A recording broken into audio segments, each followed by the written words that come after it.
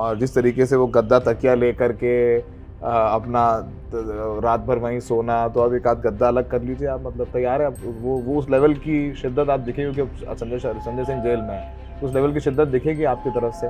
वो अभी तक लोकसभा के अंदर सांसद बन के बैठा है, प्रधानमंत्री जी के बगल में बैठता है। ऐसी सिचुएशन में आके पड़ जाते हैं कि अगर आप लड़े ना, आप सवाल ना उठाएं तो आप क्या करें। तो मेरे को तो स्मृति ईरानी जी से बहुत सारे सवाल हैं। मुझे दिखेगा तो मैं क्या करूँगी मुझे पता नहीं है। गुस्सा तो मेरे अंदर बहुत है। I don't know what I will do, but I know for sure that उस आदमी की जगह जेल है।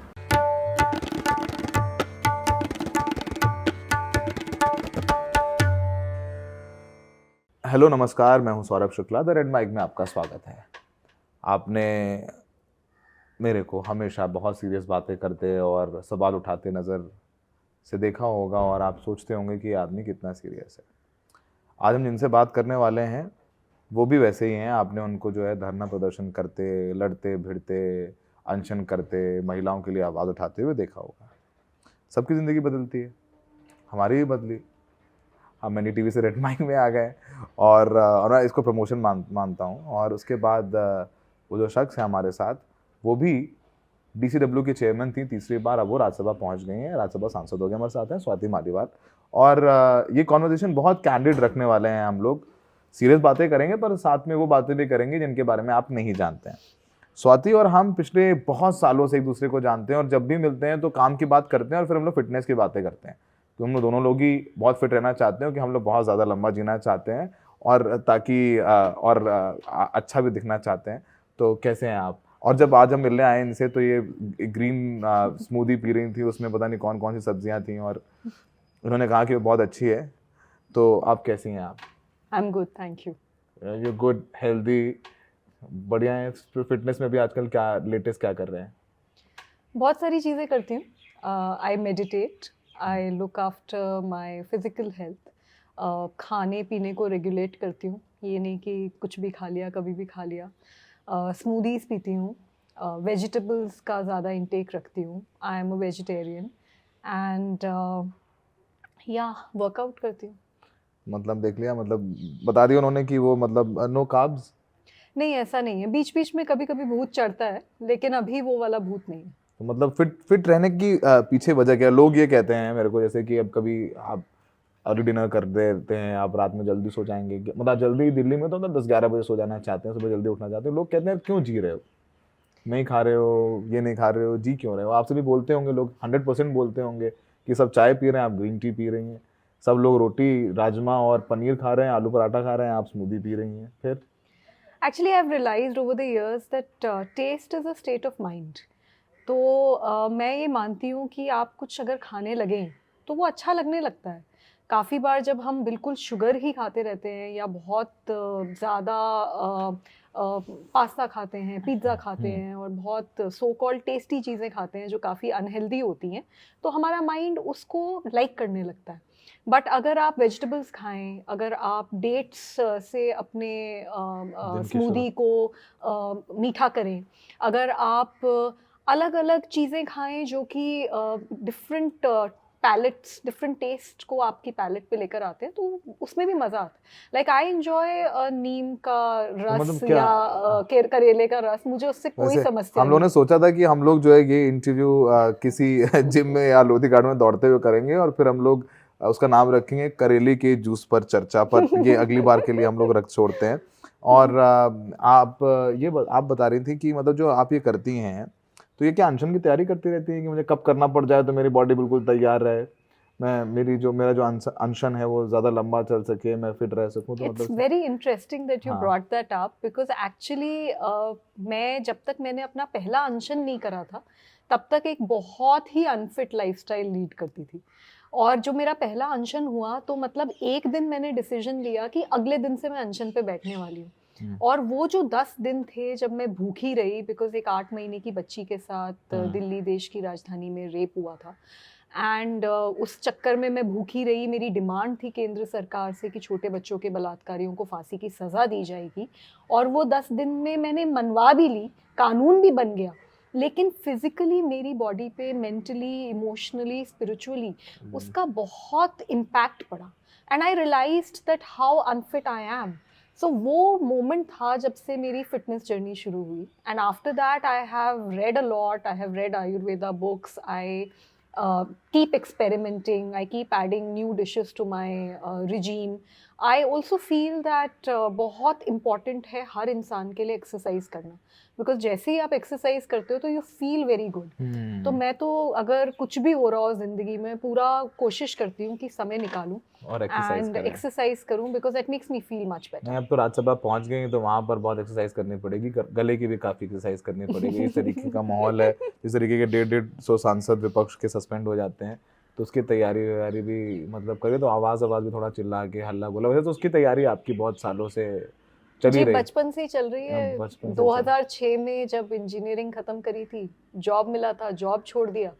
अरविंद केजरीवाल जी से उस समय मिली अच्छा, थी. ये सवाल बताइए, आप की जो जो जो एक्टिविज्म से फिर पॉलिटिक्स, एक्टिविज्म कब शुरू किया, क्या उम्र थी आपकी उस वक्त? जी वही बता रही थी, 2006 में 22 साल की थी और तब से आंदोलन कर रही हूँ. उस समय मैंने अपना घर छोड़ा, 7 साल तक झुग्गी में रही. सुंदर नगरी में झुग्गियाँ हैं, वहाँ पे रहती थी. और राशन की लड़ाई, सूचना के अधिकार की लड़ाई, अरविंद केजरीवाल जी के नेतृत्व में ये सारी लड़ाइयाँ लड़ी हैं. महिला उत्थान पे काम किया. उसके बाद इंडिया अगेंस्ट करप्शन की कोर कमेटी की सबसे यंगेस्ट मेंबर बनी और पूरे करप्शन के खिलाफ आंदोलन को पूरा देशव्यापी जो अन्ना हजारे जी और अरविंद केजरीवाल जी का आंदोलन था, उसमें बहुत अच्छे से भागीदारी निभाई. फिर 2015 में दिल्ली कमीशन फॉर वुमेन की चेयरपर्सन बनी. 9 साल हो गए. उसको भी एक एक्टिविस्ट मोड में ही मैंने चलाया, क्योंकि 9 साल में 1,70,000 केसेस पे हमने सुनवाई करी. पुरानी चेयरपर्सन ने 8 साल में एक केस पे सुनवाई करी थी.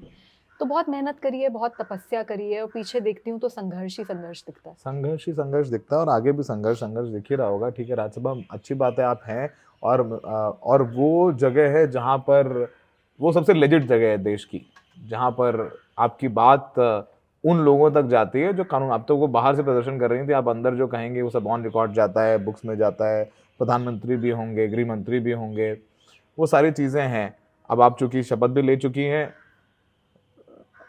सेशन चालू है, आपकी प्राथमिकता क्या होगी? बहुत आम सवाल है, लेकिन फिर भी आदमी सोचता है कि जाकर के मेरी सारी चीज़ें, जाहिर सी बात है पार्टी जो डिसाइड करेगी, और जिस तरीके से आम आदमी पार्टी में संजय सिंह ने वहाँ पर, हम लोग कहते थे कि संजय जी जब हाउस शुरू होता था, संजय जी से कहते, संजय जी क्या गद्दा वद्दा लेके जा रहे हैं, आज वहीं पर सोना है।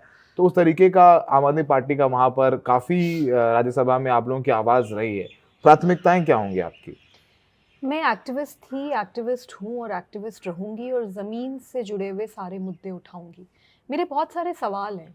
मेरे मन में बार बार ये सवाल उठता है कि हर घंटे देश में 51 FIR रजिस्टर होती हैं क्राइम्स अगेंस्ट वुमेन और चिल्ड्रन के खिलाफ. तो कोई कुछ करता क्यों नहीं है? 8 महीने की बच्ची के साथ दिल्ली देश की राजधानी में रेप हो जाता है.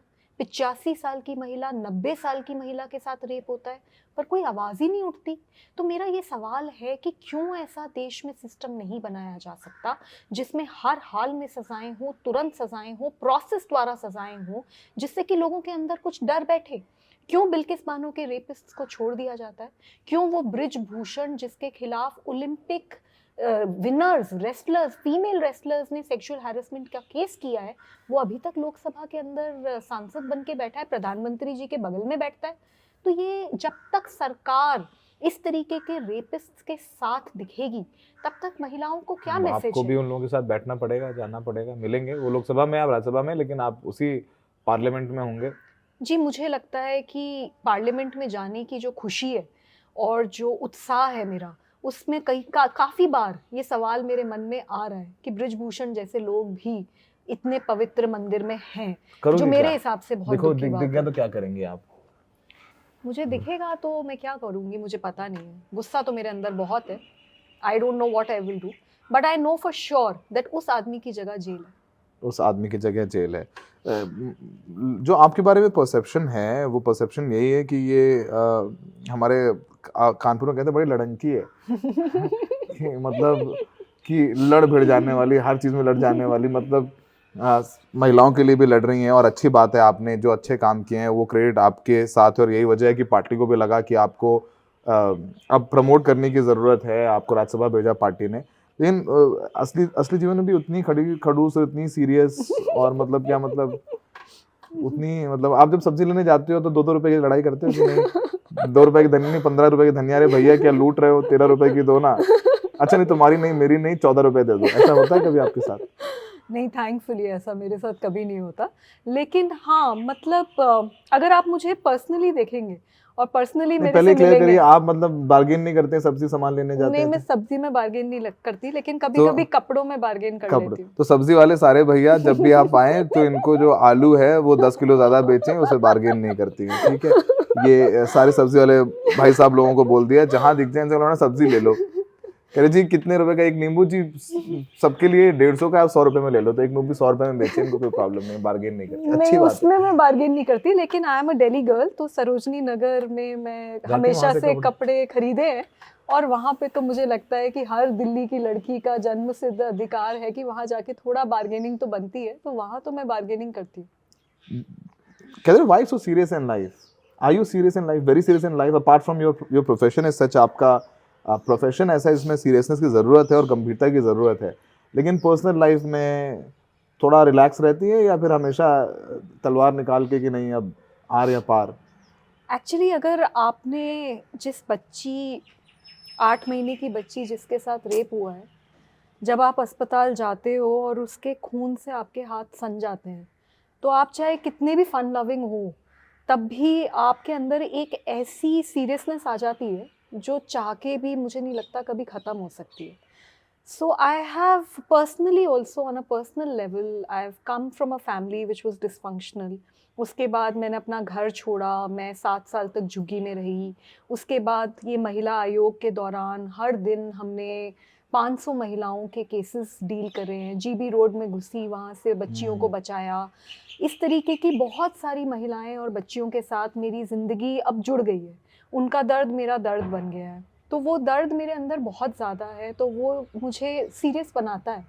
बट दैट सेड, मुझे ऐसा लगता है कि दिल्ली महिला आयोग की जो मेरी जर्नी रही है, when I entered the Delhi commission for women, I was only an activist. Now when I have come out of the Delhi Commission for Women, I am also a human being and a woman. मैं अपने आप को बिल्कुल अलग तरीके से देख पा रही हूँ, क्योंकि मैं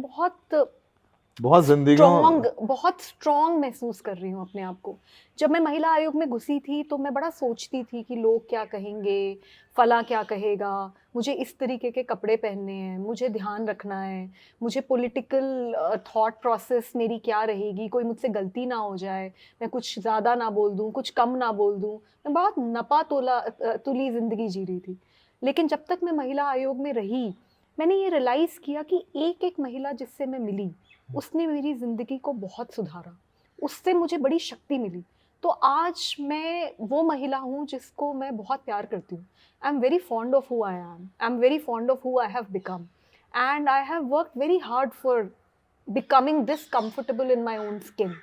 And today, I'm very proud of the fact that one of the biggest achievements of me is that I really like who I am. तो मैं अब उस जगह पे पहुंची हूँ जहाँ मैं अपने आप को बहुत पसंद भी करती हूँ। मैं रेगुलर मेडिटेशन करती हूँ, विपश्यना, इनफैक्ट मैं विपश्यना अभी के करके कोर्स आए से हैं? ही वापस आई और मुझे पता चला कि प्रमोशन हो गया। एंड क्या बोला आपको, अरविंद जी का फोन आया? हाँ जी, मेरे को फ़ोन आया, क्या मुझे बोले? बुलाया गया। हाँ क्या बोले वो? मुझे 1 जनवरी को बुलाया गया और मुझे बोला गया कि आपको राज्यसभा भेज रहे हैं। ऐसे बोला, ऐसे नहीं, कैसे बोला, बोला कि क्या बोला? मुझे यही बोला। ऐसे कि आपको, मैं तो फिर भी नॉन सीरियस हूँ, अरविंद जी तो बहुत ही सीरियस नहीं है। आप भी सीरियस है, तो अरविंद जी भी वो बहुत भी सीरियस है। वो उन्होंने तो मुझे बस बिठाया सामने और उन्होंने बोला कि आपको राज्यसभा भेज रहे हैं। तो मैं बहुत खुश हुई, क्योंकि 9 साल हो गए हैं और मैंने अपनी पूरी ज़िंदगी पूरी तपस्या के साथ, पूरी शिद्दत के साथ काम किया।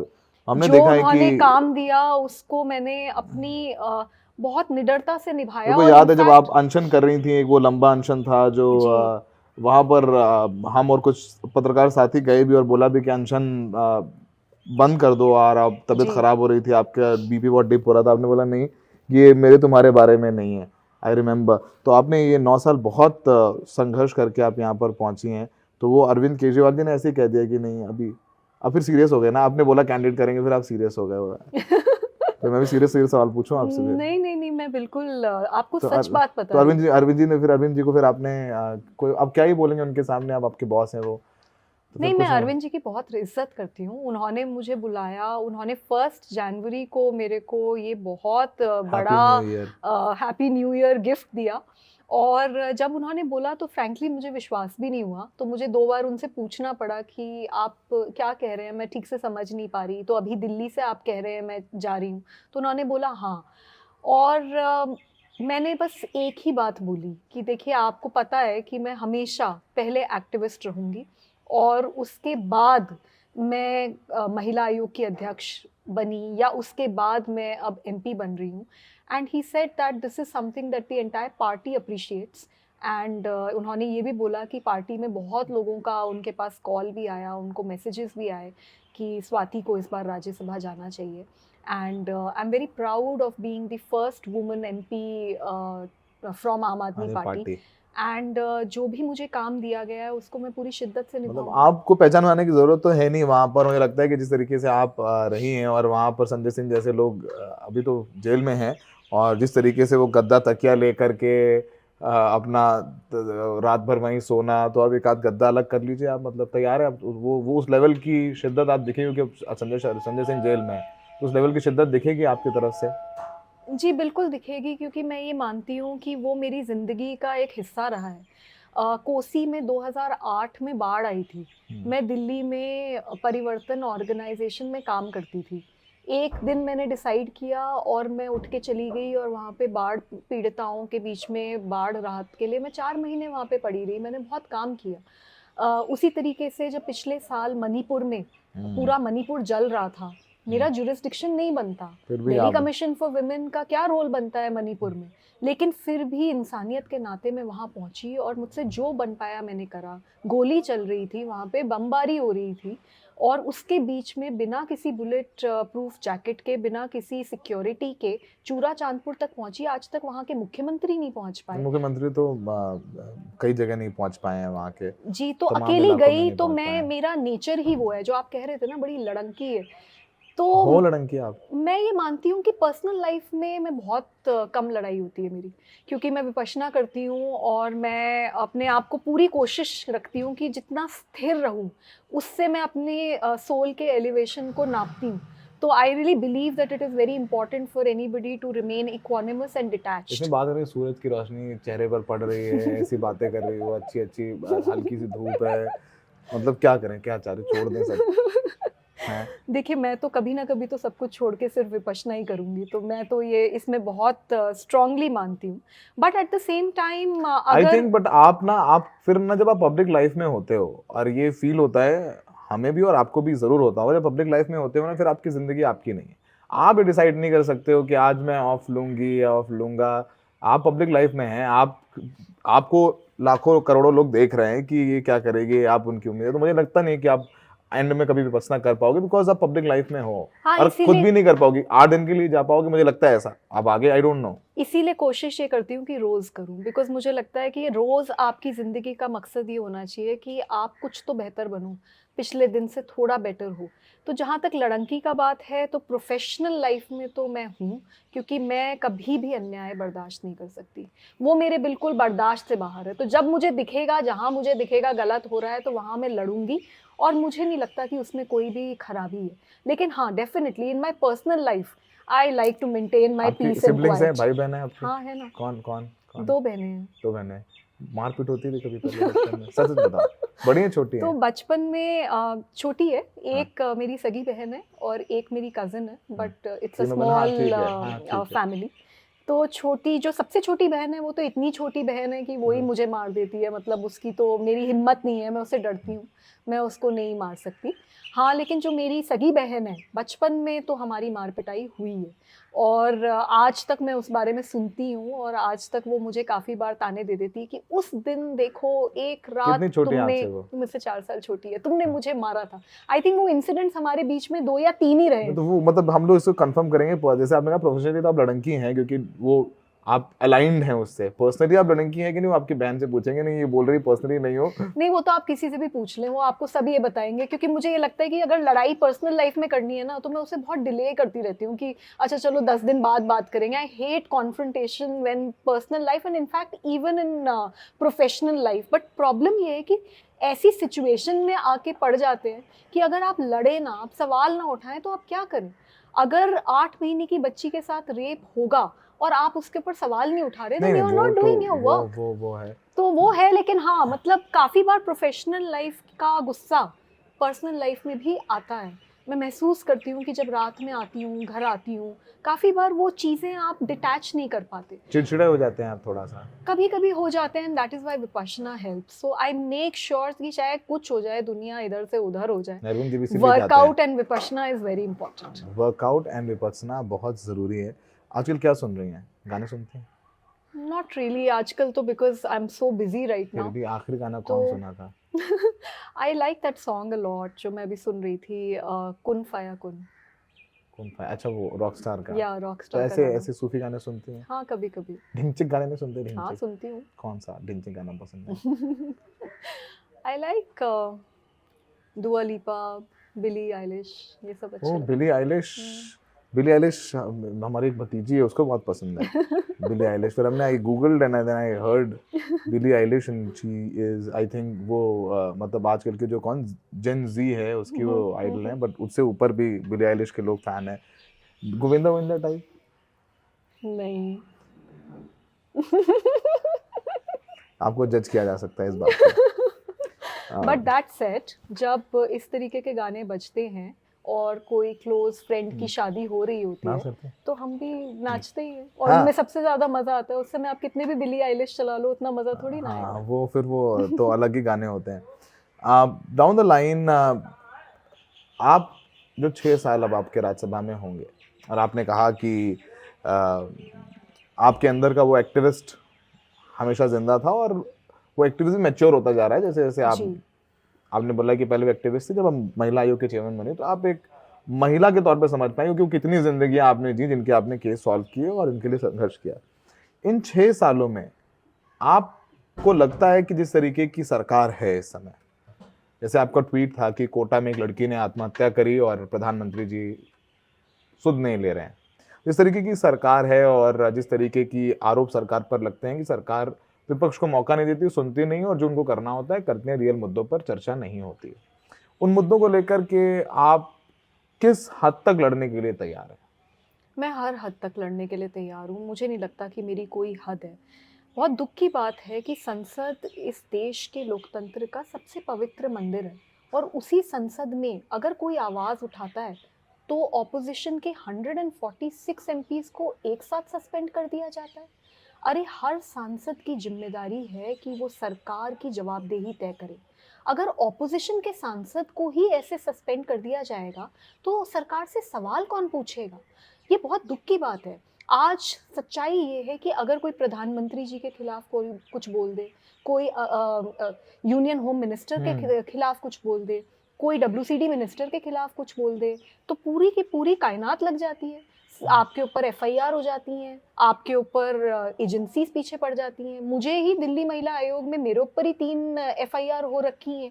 तो आप आवाज़ स्मृति उठाओगे। ईरानी भी मिलेंगी आपको? जी बिल्कुल मिलेंगी, और मैं उनसे बहुत सारे सवाल पूछूंगी, क्योंकि सच्चाई ये है कि इस देश में आज की स्थिति ये है कि लोकतंत्र खतरे में है। आप जैसी अपनी आवाज़ उठाते हो, आप जैसी सवाल पूछते हो, आपके ऊपर एफआईआर कर देते हैं। तो मैं हर हद तक जाने को तैयार हूँ। मैं जेल अगर मेरे को भेजेंगे तो जेल भी जाऊंगी, वहाँ महिलाएं हैं, वहाँ महिलाओं के साथ मिलके उनके लिए काम करूंगी। डरने वाली नहीं। डरने वाले तो नहीं है, वो तो हमें पता है, सभी को पता है जो आपको व्यक्तिगत तौर पर जानते हो, प्रोफेशनली जानते हैं। स्मृति ईरानी जी के बारे में वो क्या कहना है? वो काफ़ी जब विपक्ष में थे काफ़ी एक्टिव थी, महंगाई से लेकर के तमाम मुद्दों पर मुखर प्रखर रहती हैं और मतलब उनके खिलाफ अगर आप ट्वीट भी कर दें तो शिकायतें बहुत ऊपर तक हो जाती थी। मैं बता रहा हूँ जो जर्नलिस्ट के साथ होता है। तो स्मृति ईरानी जी के बारे में आपका क्या सोचना है? देखिए, जब विपक्ष में थी तब तो बड़ी तो महिला मंत्रालय अग्रेसिव तरीके से काम करती थी, महिला बड़ा मंत्री है उन्हें वो। गुस्सा भी आता था, बहुत मुद्दे भी उठाती थी। महंगाई का मुद्दा हमें सबको याद है कि किस तरीके से सिलेंडर लेके बैठ गई थी। लेकिन अब जब वो महिला मंत्री हैं तो मणिपुर नहीं जाती। ब्रिजभूषण उनकी जो वो बैठती है ना, उनके रो के 5 रो पीछे बैठता है। आपने सुना ब्रिजभूषण के खिलाफ उनका एक भी स्टेटमेंट? बिल्किस बानो के रेपिस्ट को इस देश में आज़ाद कर दिया जाता है, ये चुप बैठती हैं। तो ये कहाँ की महिला मंत्री हैं? ऐसी सरकार का फायदा क्या कि महिला मंत्री के पास आवाज ही ना हो, महिला मंत्री अपनी बात ना रख सके, महिला मंत्री प्रधानमंत्री जी से पूछ ना सके कि ये चल क्या रहा है। तो मैं नहीं मानती, मैं इस तरीके की पार्टी लाइंस और मैं इस तरीके की ये जो बंदिशें होती हैं, मैं इसको सही नहीं मानती। और मुझे ये लगता है कि हम सब पहले एक महिला हैं, एक एक्टिविस्ट होनी चाहिए और उसके बाद सांसद या मंत्री होनी चाहिए। तो मेरे को तो स्मृति ईरानी जी से बहुत सारे सवाल हैं। देखते हैं उन्हें बड़ा गुस्सा आता है, कुछ भी विपक्ष में कुछ भी हो जाए तो वो बस एक ही नाम लेके गुस्से में पूरा दिन गुस्सा करती रहती हैं। पर इस गुस्से का फ़ायदा क्या है? ये गुस्सा से क्या कंस्ट्रक्टिव होने वाला है? जब आपको काम करने की पावर दे रखी है तब आप काम क्यों नहीं करती? गुस्सा क्यों करती? Pause for 5 seconds. हाँ, तो ये मेरे जो इन्होंने बोला स्मृति ईरानी से बहुत सारे सवाल पूछूंगी, तो ये हमारी हेडिंग है। और एक्टिविस्ट थी, एक्टिविस्ट हूँ और एक्टिविस्ट रहूँगी, ये हमारा थंब का कैप्शन है, मैं अभी से बता रहा हूँ। तो अब ये सारी बातें करी, एक अच्छी बात लास्ट में छोड़ के जाएंगे। कभी घूमने छुट्टी वुट्टी लेते हो? घूमने कहेंगे? हाँ, कभी कभी ले पाती हूँ। सिस्टर शायद आपके अमेरिका रहती हैं, हाँ है ना? एक मुझे याद है एक बार कि आप बोल रही थी कि अमेरिका जा रही है, बहुत दिन से बहन से नहीं मिली, वहाँ पर थोड़ा फिटनेस पे और ज़्यादा ध्यान देंगे। पर जब मिले ना, हम लोगों ने काम के बाद में फिटनेस की बात की है कि मतलब मैं अमेरिका जा रही हूँ तो वहाँ पर मैं थोड़ा सा अभी हो गया है तो मैं अभी और करूँगी, अभी मुझे लग रहा है कि ऐसा हो गया, मैंने ये खा लिया था उस दिन, अब तो मतलब तुम नेक्स्ट टाइम मिलोगे तो देख लेना क्या होगा। अभी कुछ दिन पहले हमसे एक मार्केट में मिल गई, तो मतलब ये उस वक्त इतना ज़्यादा आई थिंक फिटनेस पे अभी भी ध्यान दे रही हैं, पर मुझे लगता है कि शायद उन्होंने थोड़ा सा अभी उनको लगा कि नहीं बहुत ज़्यादा जो हवा के झोंके से ना उड़ जाऊं ऐसा। तो हमारे साथ जो दोस्त थे उन्होंने कहा कि यार ये स्वाति मालीवाल जी को हो क्या गया, मतलब इनसे लोग कुछ तो खा लें यार, मतलब हम लोगों को देख करके बेइज्जती महसूस हो रही है। तो मतलब वही बात है ना, फिट रह के कहाँ जाओगे मतलब। But I am doing it for my self, मुझे उसमें मजा यही आता बात है, बोरिंग जवाब दे, मतलब लंबा जीना है ना हम लोगों को। हमने बोला था ना, इस पर बात हुई थी ना हमारी कि हम लोग यही बोलेंगे, हम लोगों को लंबा जीना है। नहीं, ऐसी कोई बात नहीं हुई थी, बट मेरे को ये लगता है कि जिंदगी जितनी भी लंबी हो, एक तो मीनिंग के साथ होनी चाहिए और एक खुश होनी चाहिए।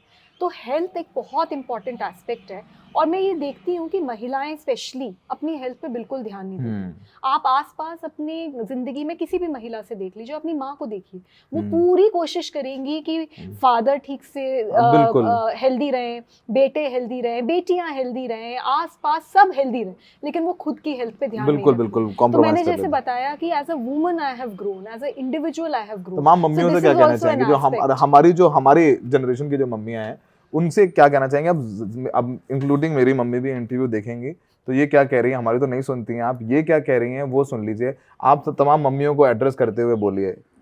जी, मैं तो बस यही बोलना चाहूँगी कि अपना ध्यान रखें। हम सबका ध्यान रखती हैं, लेकिन अपना नहीं ध्यान रखती। मैं ये मानती हूँ कि जब हम अपना ध्यान रखते हैं तो हम औरों का ध्यान रखने की हमारे अंदर और भी ज़्यादा शक्ति हो जाती है। So I do that, I look after my mother also, my mother looks after me, and we both try to have a healthy life, because I think it is a very important aspect, and it's not about how long you will live, I think it is about how healthy you are mentally, spiritually, physically. I think all of these are important aspects. तो please इनकी बात सुन लीजिए, ये वो स्वाति मालीवाल हैं जो बहुत संघर्ष करती हैं सड़क पर महिलाओं के लिए, और आप लोग खुद मजबूत रहेंगे तब आप दूसरों का ध्यान रख पाएंगे उतनी ही मजबूती के साथ। तो इस कॉन्वर्सेशन को एंड करें, कुछ और कहना चाहते हैं आप? नहीं, मैं बस यही कहना चाहती हूँ कि आपने तो मेरे को ऐसे बना दिया कि मैं पता नहीं कितनी फिटनेस फ्रीक हूँ। आई विश मैं इतनी होती। इतना झूठ मतलब ऐसे ना, ऐसे देखो मैं इतनी, मतलब ये सच बात है जो बोला कि हम लोग हमेशा जब भी मिले हैं, भले साल भर में मिले हो, हम लोगों ने फिटनेस के बारे में बात की है। Because you are also a fitness freak. Please explain that as well. Because every time you meet me, all you are talking about is fitness, and I would like to tell everyone that अभी जब ये आए तो ये मुझे बता रहे थे कि अभी मणिपुर से 4 दिन पहले आए हैं। बस मणिपुर में 4 दिन ये एक्सरसाइज नहीं कर पाए, नहीं तो ये रोज एक्सरसाइज करते हैं, रोज दौड़ते हैं। And I think it is so important. I think it is important to talk about all these things, and I think it is important to lead a very healthy and happy life. आप जब जैसे आपको fit रहना पसंद है, जैसे आपने बताया विपश्यना, तो आज आपने विपश्यना के बारे में सब कुछ बताया कि ऐसा ऐसा होता है। तो जब आप दो लोग मिलते करते हैं तो प्रोडक्ट एक्चुअली में ये प्रोडक्टिव बातचीत है। आप अपने काम के बारे में बातचीत कर रहे हैं, उसके बाद अगर आप ये बातचीत कर रहे हैं कि फिटनेस के बारे में बात कर रहे हैं, हम लोग गॉसिप तो नहीं कर रहे हैं किसी के बारे में कि ये इसने ये किया, उसने ये किया। तो आई थिंक वेरी इंपॉर्टेंट है। और आखिरी सवाल आपसे जाते जाते कि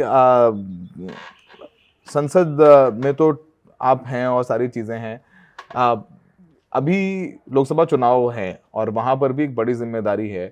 आप पॉलिटिक्स के ऊपर भी जाकर के किन मुद्दों का फोकस रहेगा कि आप जब कैंपेन वगैरह करें तो किन मुद्दों को लेकर के आप लोगों को कहेंगे कि नहीं ये एक वो चुनाव है जिसमें, क्योंकि इंडिया अलायंस में हैं आप लोग प्रिंसिपली और सीट शेयरिंग में बात चल रही है, तो किन चीज़ों को लेकर के आप जनता से बोलेंगे कि नहीं ये इलेक्शन है, इस इलेक्शन में आपको ये सोच करके वोट देना है?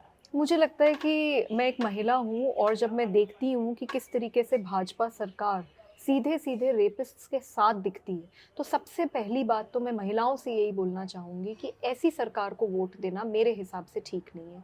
इसके साथ साथ आप देखिए कि किस तरीके से अनएम्प्लॉयमेंट बढ़ रहा है इस देश में, किस तरीके से पॉवर्टी बढ़ी है इस देश में, महंगाई कितनी बढ़ गई है। तो ये मुद्दे हैं। हमारी एजुकेशन का क्या स्तर है देश में, हेल्थ का क्या स्तर है इस देश में, किस तरीके से जो विमेन हैं वो अभी भी 23% हैं सिर्फ वर्कफोर्स में। विमेन रिप्रेजेंटेशन को देखें तो 14% हैं। बोल दिया गया है कि अगले लोकसभा में उसके बाद देखेंगे, तब अभी वक्त एक लगेगा। कानून आ जाएगा, वक्त लगेगा। तो मुझे ये लगता है कि हमारे देश में राम राज्य होना चाहिए, बहुत ज़रूरी है, लेकिन राम राज्य तब आएगा जब महिलाओं की सच में इस देश में पूजा होगी, उनकी सम्मान होगा, जो अभी तो मुझे होते हुए नजर नहीं आ रहा। ठीक है, तो महिलाओं के सम्मान की लड़ाई होगी इस बार लोकसभा चुनाव में। प्राथमिकता होगी स्वाति मालीवाल की कि उन्होंने बहुत अच्छी बातें बताई, वो खुद बहुत फिट रहती हैं और जो तमाम महिलाएं देख रही हैं उनको भी ये एडवाइस दे रहे हैं कि आप फिट रहें, मेंटली फिट रहें, तो आप ताकि अपने लिए बोल पाएंगे और दूसरों के लिए भी बोल पाएंगे। और उन्होंने कहा कि वो एक्टिविस्ट थी, हैं और रहेंगी। नेक्स्ट टाइम हम लोग कोशिश करेंगे जो हम लोगों का वो जो डिस्कस हुआ कि हम लोग कैसे इंटरव्यू करेंगे, तो हम लोग या तो छोले भटूरे खाते हुए करेंगे या तो करेले का जूस पीते हुए अगला इंटरव्यू करेंगे। मैं करेले का जूस पी रही हूँ, आप छोले भटूरे नहीं, खा रहे हो। वो थोड़ा मुश्किल है। दोनों लोग ही करेला कई जूस पी लेंगे। तो कोशिश थी कि स्वाति मालीवाल का वो एस्पेक्ट आप तक लाएं जो आप नहीं जानते हैं कि इस पूरी मैंने को लड़की तो मतलब वो हंसी मजाक में कह दिया, वो लड़ाई भी कितनी ज़रूरी है। आप सोचिए कि वो लड़ाई करके उन्होंने कितने लोगों को इंसाफ दिलाया है, कानूनों में बदलाव कराया है और पार्टी की और अपनी पहचान बनाई है। लोग मतलब महाराष्ट्र से लेकर के केरल तक की महिला इनके पास आती, जबकि दिल्ली महिला आयोग के चेयरमैन थी और अब राज्यसभा में है। तो अब इनके तेवर भी देखने होंगे और देखना होगा कि कितनी बार ये सस्पेंड होती है और कितनी बार ये धरना करती हैं। तो उस तरह सबके लिए तैयार हो जाइए, ब्रेस योरसेल्फ। हमें देखने के लिए बहुत बहुत शुक्रिया।